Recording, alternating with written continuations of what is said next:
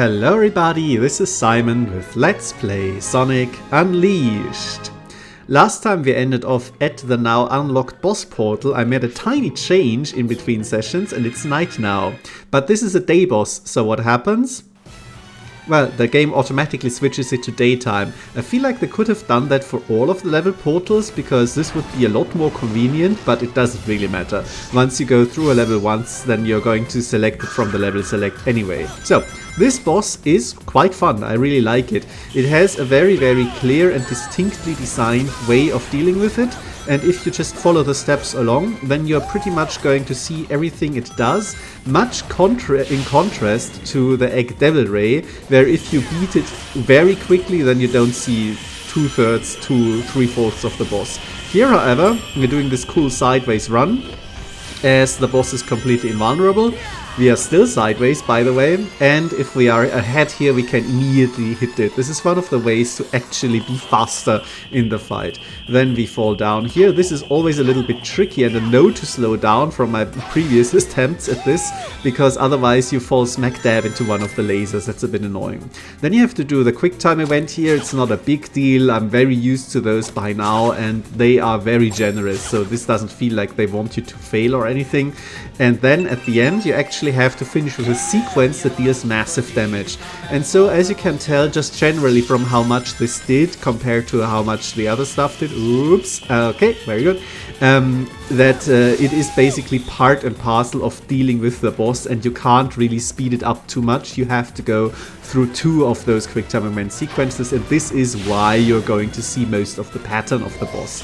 Now we have the second stage pattern here, which is a lot more interesting in a way than the first stage pattern. I try to get ahead to it here, sneak around, and it actually works out quite nice, so that's good. One final time, nope, and there is a mine directly spawned into my path, so that's a bit annoying, but that's okay. By the way, one thing, you can't jump there. If you jump, you die, because you are technically always running sideways, so that's a bit annoying. Another lane segment here, slow down to get the medal, and we have one last hit on the boss here, and we start the QTE segment again, QTE. Same as before, random buttons, 3 times, free moon medal was there, so appreciated, and a different sequence at the end, and we deal a lot of damage, but still enough to finish it off. And with this awkward fade to white transition, we start at the start again. Different laser pattern awaiting us here, not a big deal. Last medal, sun medal here. Now, if only I can get the final moon medal, that would be amazing, and know where it is, I've seen it. That's why I slow down, and I get it! All the medals at the first go around, that's great. And what is the final pattern going to look like? Oh, I don't know how to dodge this. Neither do I know for here, but I guess I didn't get hit, so that's fine. And more of those mines coming in, but I don't care to see those because it looks complicated, and now my previously done damage is enough to finish off the boss.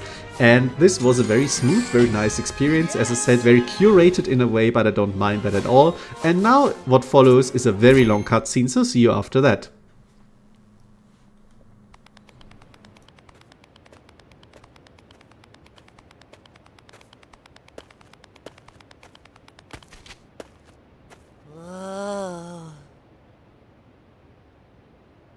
What's wrong, buddy? Huh? Oh, right. I'm just scared.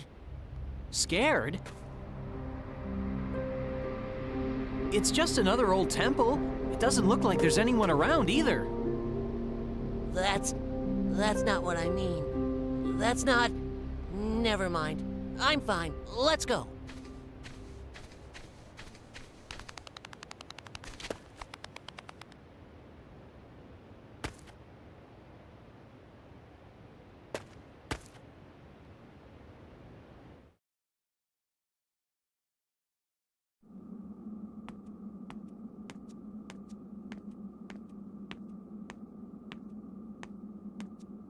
Whoa.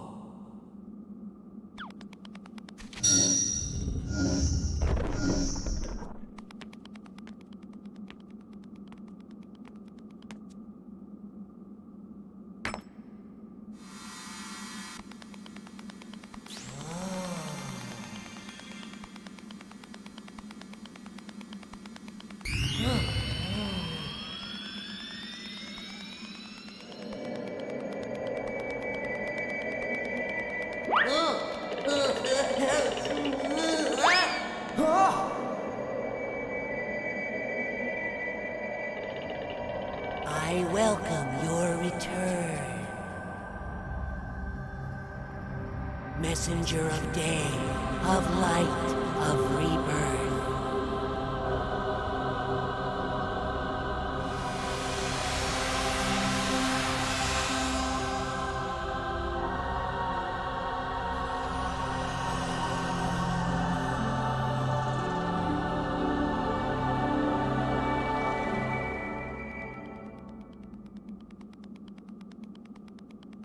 Sonic, I remember now, all of it.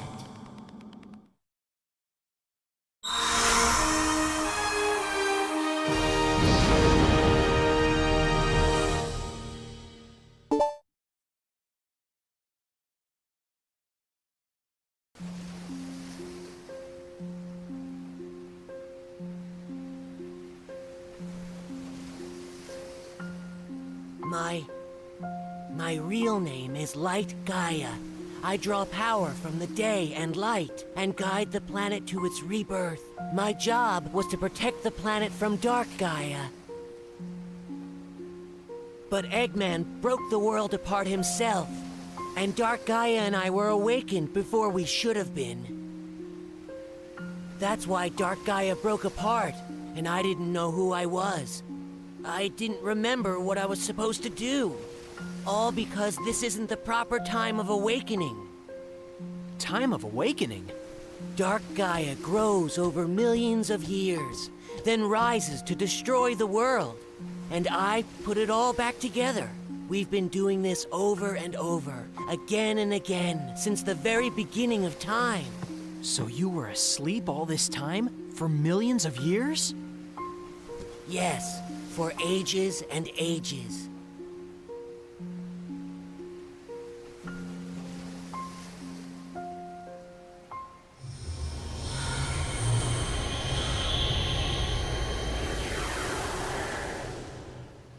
I bet it's thanks to you.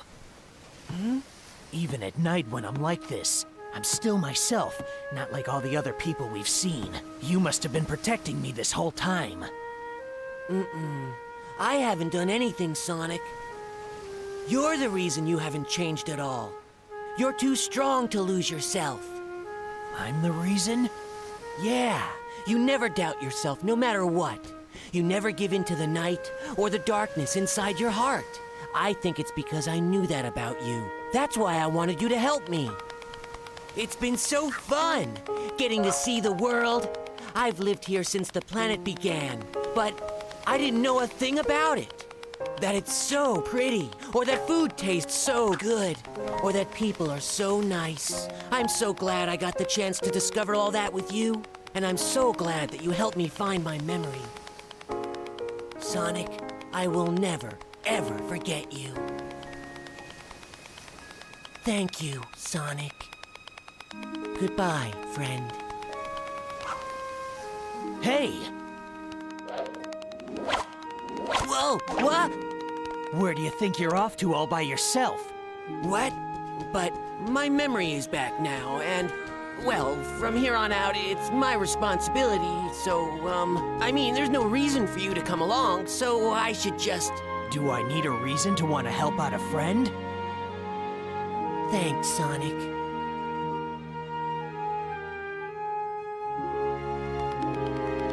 Yeah!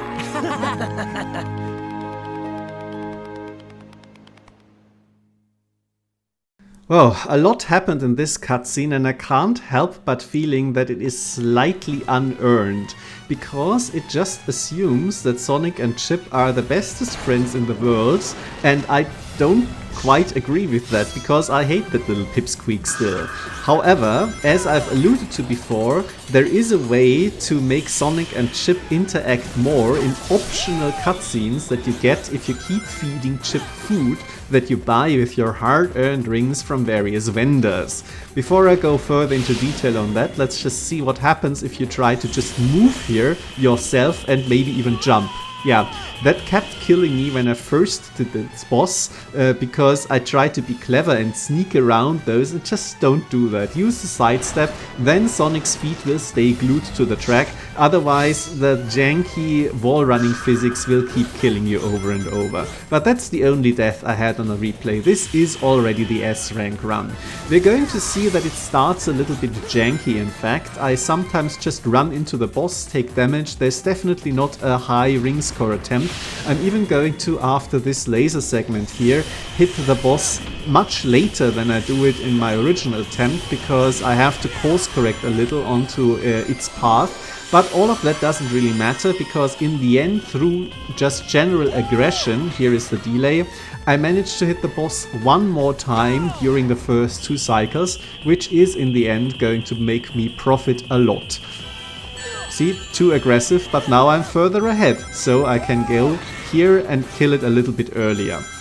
But anyway, back to the chip argument. As I said, you can keep feeding him food, and this unlocks, I think, 3 cutscenes in total, where he and Sonic become faster and faster friends. And this is, of course, assumed to happen before you learn about Chip's true nature here, so that is something that the game just thinks you're doing alongside all of the other side quests and so on. Here again, I'm not being careful with the laser so that I can hit the boss immediately here. Saves a bunch of time and deals some extra damage. So, and if you don't do that, then again it feels unearned. In the end, of course, that's your choice. If you do like Chip and do like interacting with him, you might be considering feeding him the food. On the other hand, it's not really hinted at that this is something that will help you in the end grow closer to him. This is how you dodge the mines, by the way. It's still a little bit janky, but as I said, just try to only use the sidestep and then it works. But that's basically part of the entire thing that you can keep critiquing Unleashed for, that it doesn't telegraph its side content very well at all. Not a big deal in the end, but that's just something I wanted to say about that. Anyway, now that I have gone for aggressive hits as early as possible on the boss, I didn't miss one of them that I did in the original run, apparently, because now I kill him using the second quick time event. I don't add another 10 or 20 seconds of awkward transition to the start of the phase, and this way we get the S rank, not needing the ring score at all. As I've mentioned, it's good because I kept getting hit, going for those aggressive hits, and everything is fine now. Because we only have like 2.5 minutes and then another 2 minutes of boss video, broken up by like over 4 minutes of cutscene, we are going to spend a little bit more time talking to the NPCs and doing a few final side quests here in Adabat that have unlocked now. One of those things is confronting Rudy about her overprotective dad, but she is clueless about that. Too bad. Also, now that we have done everything in Adabat, we have 2 things unlocked now of the expensive souvenirs. Usually you only get 1, though I think maybe the second one depicting Chip is unlocked through the cutscene. I don't know. It's just a theory I have. Marc Antonio is somebody we blew off quite a while ago, before we started all this extra level stuff. But we are going to get back to him later this video for some night action. First, however, I want to talk to a few more people here. Nagi, for example, who I don't know if I talked to before, maybe I missed her. But yeah, she's concerned about not being able to sleep well, so that's a clear hint to something that we have to do at night. Jamal is concerned about his father being very angry, and here he is, very angry. Yeah, it was fun talking to her. Not a big deal. Yes, I'm hitting on your daughter, in fact. Some guy from America taught me all about love. Anyway, back to the night, because after all, there was something with Nagi. This seems like something that evil spirits might make you want to do, something that is actually disturbing and needs to be exercised, not like, oh, I didn't feel like cleaning up my shop today, because, you know, sometimes I don't feel like cleaning up my house as well. This is not evil spirits, it's not even depression, I'm just lazy. Alright, anyway, let's beat up a bunch of those critters here in an arena that is nice because it is compact and varied, but also kind of annoying because of the elevation changes and you can keep losing dudes that just jump off platforms or something. And yeah, this guy, for example, he's now down there and I have to go get him, and it's just slightly annoying. Overall, this one is not a big deal. you see that we already have killed half of the enemies because there was a bunch at the start. How did that guy go down there? Was he always there? I don't know. Anyway, I could have backstabbed him or even charged up and then done it, but it's fine. It's not a big deal. We are just going to beat him up like that. And another wave will spawn in very soon. Come on, come on. There it is. Ah, that's a bit unfortunate because this means that the Hornets will notice me as I go up here, preventing me from being able to alpha strike them. Nope, I can't do that, so let's beat them up fully. And this was a bit of a bad combo because it left the other one alive, and now it's starting to dodge, and oh god, I hate it so much. I even managed to hit it again, but then, yep, ah cool, that's good. And I didn't get the grab, and it starts dodging again. Jesus Christ, I hate these things so much. So how about this? Excellent. It was dead enough that I could do that to finish it off. Final wave. Oh cool, and more of these guys. God, I love them so much. And they immediately noticed me, so let's just try and alpha strike them again. Yep, excellent. The red one is done. Can we deal with these ones quickly? We can. This is what you have Unleash for. Come on. Go down. There we go. Finally, the janky hit detection worked out. And we have it cleared up. Not a big deal. Not a difficult time limit. Not a very difficult exorcism mission. But it is. As we're going to see in a second. The last one of them. Very nice. I don't know how to feel about these in general. Like, they give you an opportunity to fight inside the city stage, which is fun.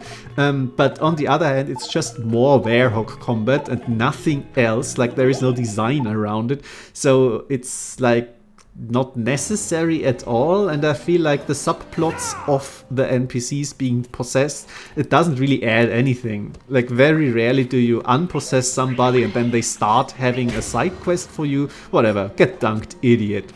So this one here is fun in concept, and it gives you something to do on a part of a stage that seems a little bit underexplored, this time with added spikes and so on. Here is one of the ghosts, but on the other hand, this stage is also really annoying, as we're going to see, and I am going to go through most of it, and then I will have to go through most of it again and again.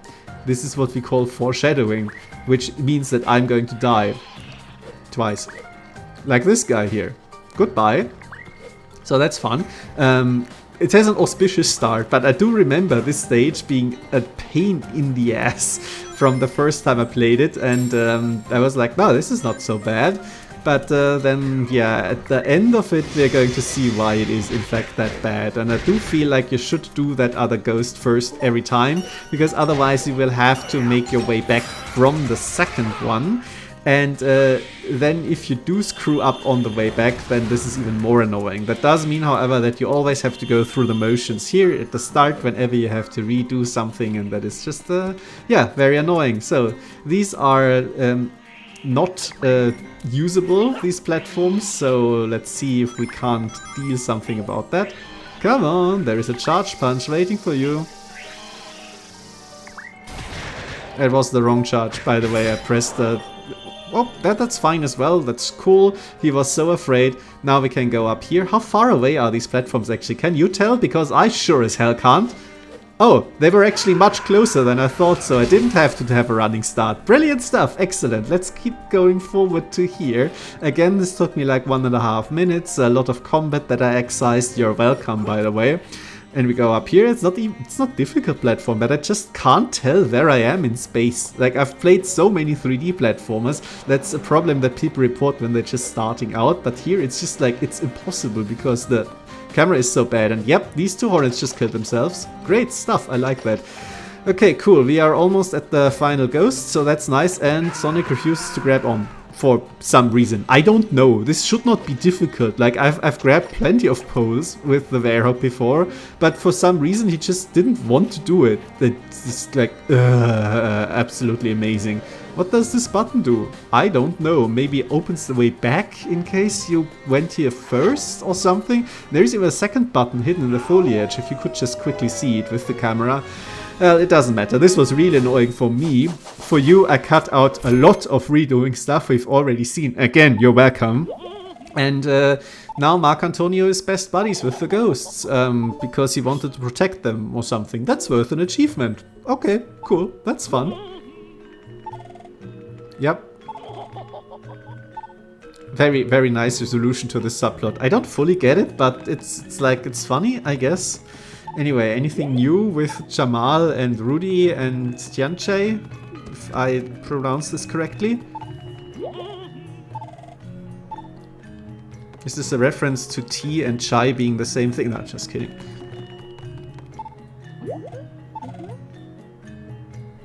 Let's just say the truth here, because yes, we do have to talk to the professor to figure out where to go next. Spoilers, it's the final level, the one thing where we haven't been yet. And yep, immediately he teleports here again. And this doesn't help. Yeah, so far I haven't figured out how to progress this in any way. Or maybe this is just meant to be funny, even though it's not really, I don't know. But that's basically it for now. Thank you very much for your attention.